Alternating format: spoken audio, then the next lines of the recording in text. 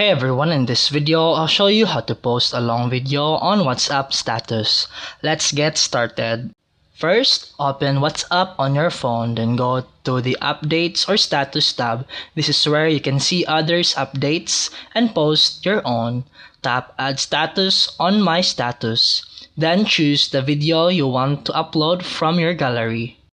WhatsApp only allows 30 seconds per status, so if your video is longer, you have two options. Use WhatsApp built-in trim feature to select a 30 seconds for part and upload it. Or you can use a video splitter app like Video Splitter for WhatsApp or Status Splitter from the Play Store. These apps automatically cut your long video into 30-second clip ready to upload in order.